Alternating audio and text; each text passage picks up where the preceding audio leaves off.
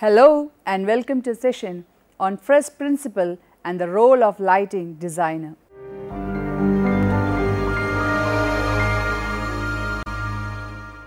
In theorizing about the practice of lighting for the stage, we shall discover how lights are used as a tool, as a medium for expression, how the manipulation of even a single lighting source can help create a mood or atmosphere.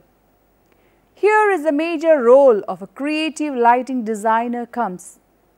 For that, first and foremost, lighting designer should be a creative artist, not a lighting mechanic or someone who has just come to do the lights. Most people with fairly basic knowledge of stage lighting should be able to illuminate an acting area. To add a design quality to this basic lighting lifts that person into a different category. Initially, let us attempt define with some precision what it is that lighting on stage seeks to achieve in essence, what lighting designed for the stage actually is.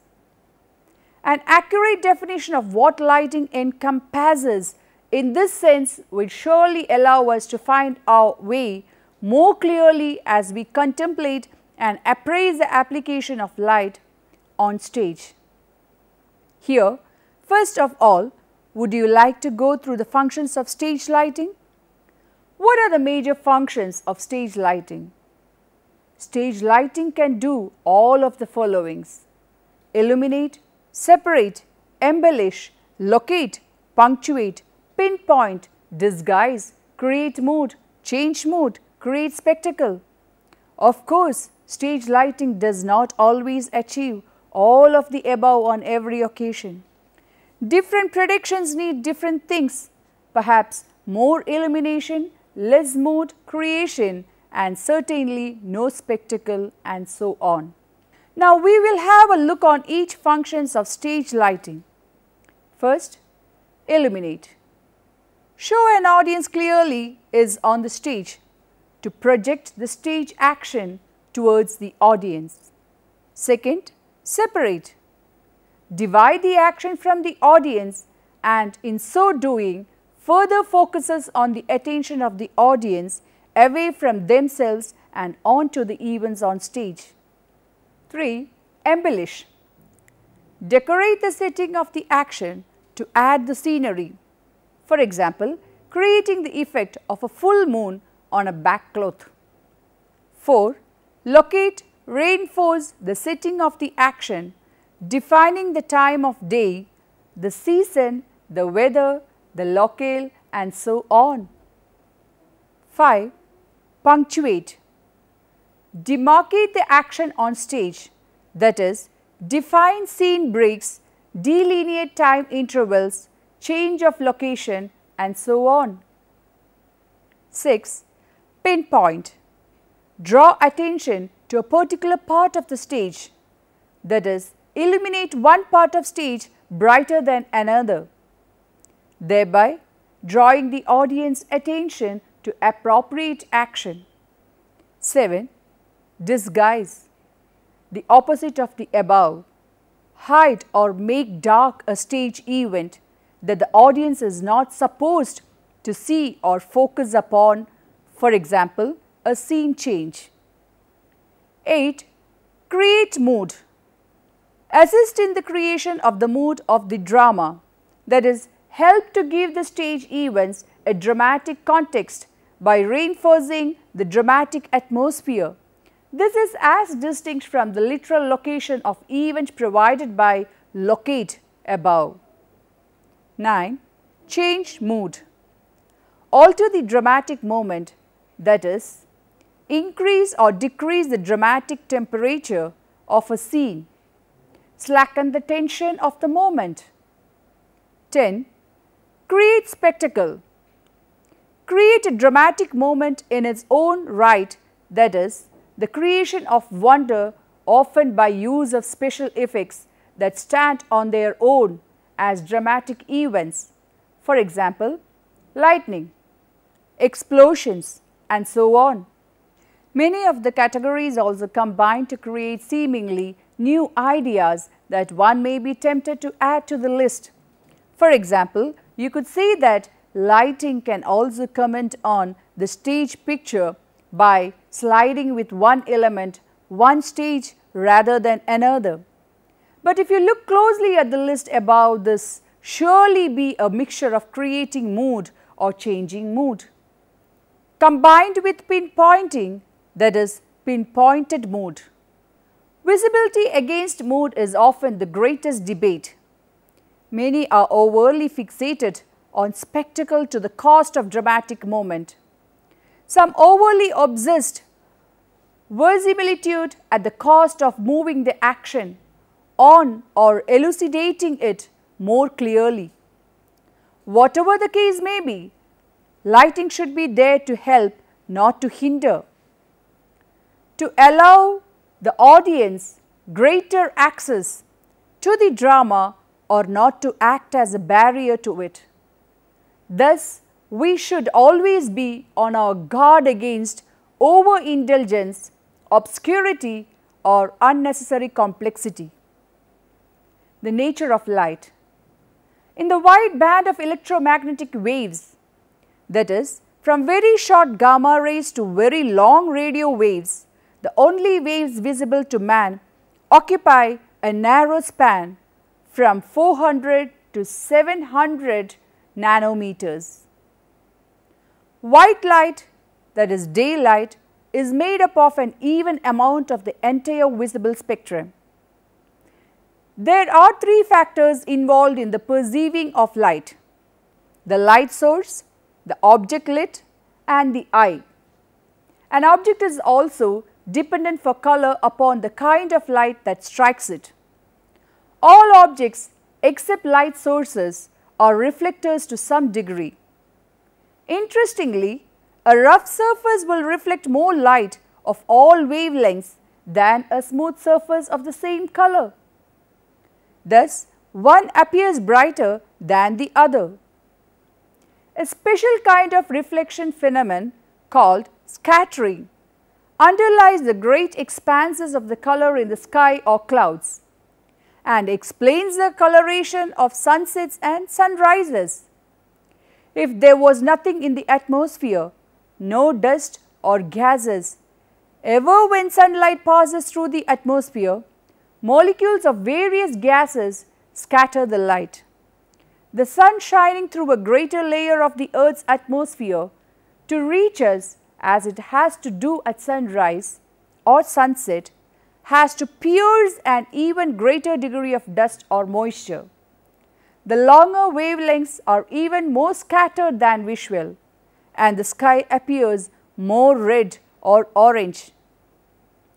Various locations of earth give rise to particular local air conditions and thus a particular look to the sky. One of the view, if only benefits of air pollution, can be said to be a greater preponderance of beautiful sunset. Theoretical light. In theatre terms, the first principle behind the most basic of requirements made upon theatre lighting is a straightforward one. Simply that if we shine a light upon an object, it will become visible. We will see it. If we examine the principle more carefully, we immediately realize that this is more complex than it first appears. Basic questions arise such as what light and how much light, and more complex questions like what quality should the light have and what equipment shall we use. Namely, that in order to have total control of the visible medium, light, dramatic entertainment is performed in a windowless dark space. Only low levels of safety light prevent it from being pitch black. However, in terms of visibility alone, an object is best lit from a position as close as possible to the viewpoint of the person observing it. Then all that is seen is also lit. But we only have to look at the two illustrations that what totally visible is not always as interesting as what is not. Here, we meet first of the important principles that underpin theatre lighting design. Shadow is as important as light. It is the interplay between light and dark that creates visual interest. The great masters of the Renaissance spirit even had a word for this. They call it chiaroscuro. Flat lighting gives us total visibility, but a rather poor picture. We could say that the stage picture that includes shade as well as light is more entertaining to the imagination, or that in such a case the brain is more stimulated. Although shadow adds visual interest, total shadow darkness completely defeats the object of including any shading in the first place by literally making an object unseeable. Of course, this is also true of the amount of the light we use. Use too much and we risk wiping out the visual interest we have created by swamping the stage picture. This happens either because in using too many different light sources, we obliterate the shadows each source has created. What is required is that we strike a balance between light and dark. The lighting designer will ultimately spend quite a large amount of time dealing with these apparently simple aspects of the work. It may be expressed as a second principle thus: a balance has to be found between visibility and interest. Naturally, the finding of this important balance has to incorporate a decision about what is required of the lighting at any particular moment on stage. It will be different for each and every dramatic moment we seek to illuminate. Making this decision about what a moment demands will itself require what we have the knowledge of what all the available lighting options are and what each will communicate to an audience. In practice, most central to all the work of lighting designer is the instrument that produces the light, properly refers to as a luminaire or more often a lantern. Despite what manufacturers may try to tell us, in general terms, the quality of light that comes out of any theatre lantern is very much the same.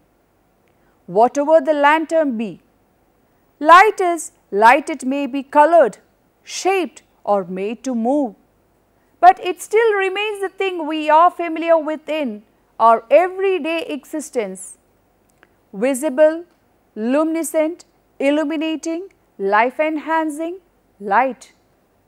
Modern lighting equipment uses as its source sophisticated light bulbs that are reliably bright, reasonably long-lasting and color consistent.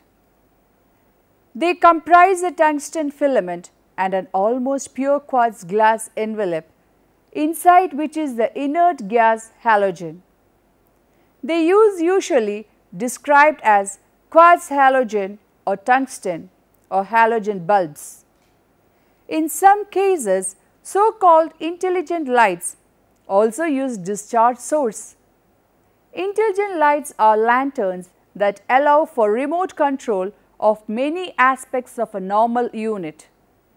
This includes being able to tilt and pan the unit itself or redirect the light from it, also altering the focus, shape, gobbo or color. Apart from intelligent lights, there are many different lighting instruments available from many manufacturers, but what they all do is quite simple. In fact, the differences between the basic units are not at all profound. All lanterns are designed to project light in one direction. Usually, we point this light towards the stage. There will be a basic unit which is designed to produce light that leaves it at a specific angle. That is, to produce light that will cover a certain area at any given distance. This is known as the unit's beam angle. The beam of light from a unit is generally brightest at its center. It then falls away towards its edges. The point at which it falls below 50% of the maximum output defines the beam angle. The points where it falls below 10% is called the field angle. Some units have an unalterable beam angle and are therefore referred to as fixed beam units. Other units allow lenses to move and by doing so create a range of possible beam angles. Each manufacturer will claim their lantern produces more lumens for each watt of power than their rivals. In other words, that the instrument gives better value for money. This will also depend on the quality of the optics within attractiveness, safety, features, simplicity of use, lack of weight and many other peripheral factors may also be considered important in choosing of the one unit over another. Before having the subject of light and dark, few more basic concepts concerning visibility is worth to discuss, and also we should look after the creative role of a designer as follows. What is lighting designer? Such a person did not exist in the days of Greek drama and does not exist today in open street theatre. So what exactly happened when theatre performances moves to indoors? How does lighting contribute to a play? And what is the role of designer? There are many roles which have to do by a creative designer.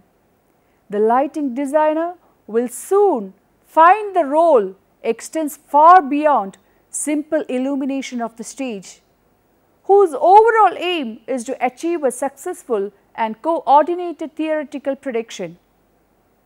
So, when all is not well with other aspects of the production, the lighting designer may find himself coming to the rescue and trying to adapt the lighting to help a fellow member of the production team. Lighting the actor. It is still true to say that the main function of the lighting designer before attempting any special effects or innovations is to light the stage so that the actor can be seen. It is totally useless to have a beautiful illuminated stage and set if the acting area is so badly lit that the actors' faces are hidden in shadow. So, first and foremost, do remember the golden rule: light the stage so that actors can be seen. Lighting the stage. Having achieved this basic illumination of the actor, the designer should then light the stage in a way that will be creative, enhancing both the set and the costumes, as well as highlighting the drama. It should never in any way detract from these other aspects of the production. A good lighting designer will plan to add mood and atmosphere to piece, but still keep all other requirements while doing so. Special effects. The lighting designer is often called upon to create special effects. Depending on the organization of each individual theatre, these effects may not be restricted to lighting effects.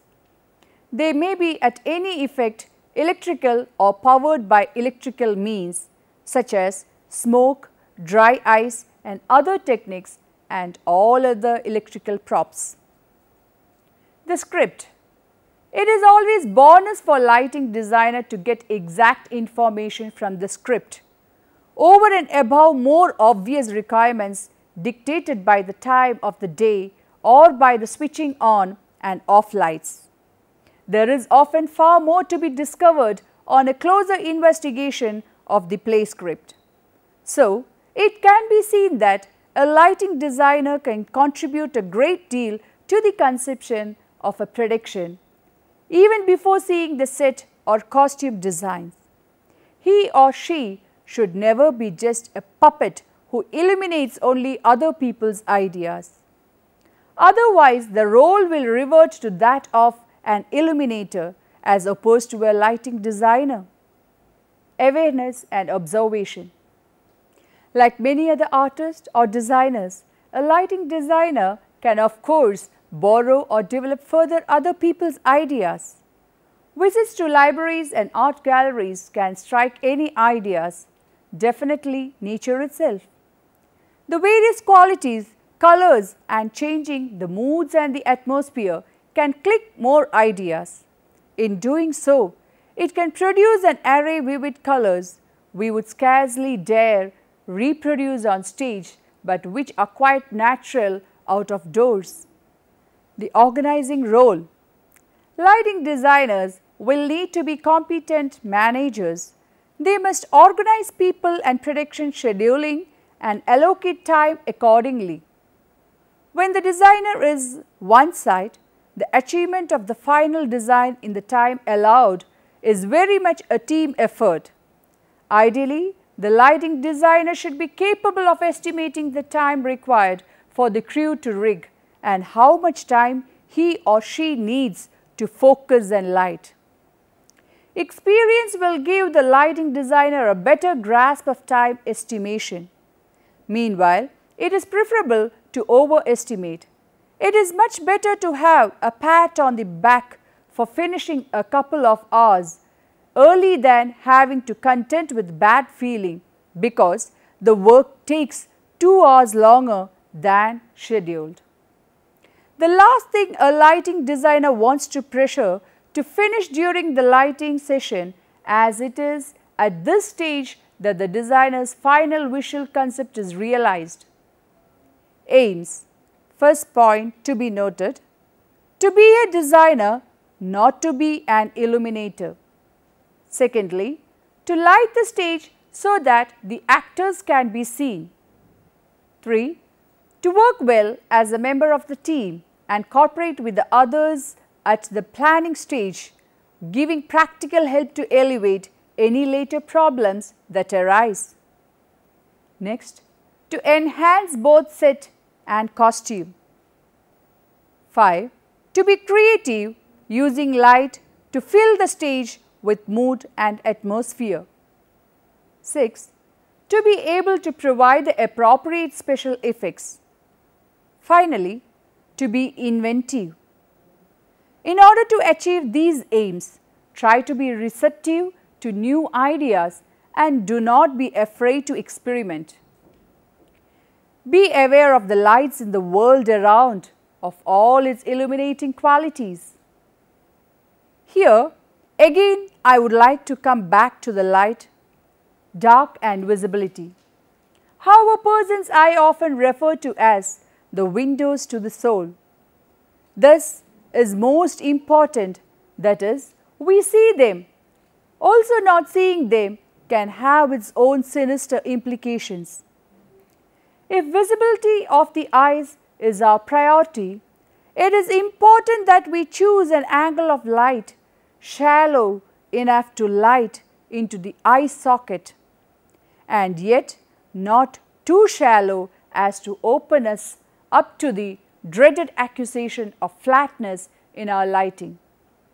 Another point is to consider is that of contrast. This concerns the question of how much light is required on stage. Our eyes adjust to the level of light around us. The iris that forms part of eye opens and closes to allow only a certain amount of light through our retina in order to send information about the images we perceive to the brain. But the eye can only work within a certain range. Too much light and we are blinded. Too little and we are straining to see. This iris contains muscles that vary the size of the pupil, the hole through which light enters the eye. Basically, it should have certain light level on stage is required, so that the audience are able to see an object at all. However, as early discussed, this is the creative part of the lighting designer, who should be aware of all other responsibilities that are discussed above. Each lighting state means something in its own right, but it also tells us different things depending where it is in the order of the stage narrative. Lighting designer have been known, perhaps rather shamefully, to use the fact that contrast plays such a vital part in the way we perceive lighting to plait a trick on overly pushy directors, as the anecdote to the right illustrates. Let us summarize what we have discussed so far. Most central part of all the work of lighting designer is the instrument that produces light, properly referred to as a luminaire or more often a lantern. Because light is light. It may be shaped, colored or made to move, but it still remains the thing we are familiar with in our everyday existence. Visible, luminescent, illuminating, life-enhancing light. Modern lighting equipment uses as its source sophisticated light bulbs that are really bright, reasonable, long-lasting and color consistent. Here, I try to describe the role of lighting designer, our first principles of basic natural lights and how to use it to illuminate the stage, and the performers upon it. For that, I had started with a basic question, that is, what is light? How much light and what are the equipments we should use for it? In terms of visibility alone, object is best lit from a position as close as possible to the viewpoint of the person observing it. Here, I bring into the notice that the creative role of lighting designer and what is his responsibility to the work and to the entire production team. Now, you can try to answer the questions. First question, describe the various aspects of stage lighting. Second, what is the major role of lighting designer? Third question, aims of the designer to promote the production or the performance. Fourth, describe the organizing role of the designer. Fifth, compare the maximum possibilities of the natural and theoretical lights. Hope that you may go through the reference books for further reading. First, stage lighting explained by Neil Fraser, published by Crowwood Press.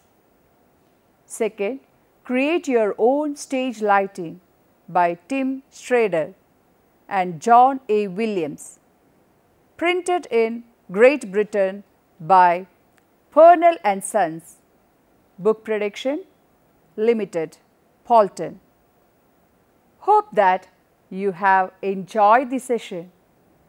We can meet again with another topic. Take care.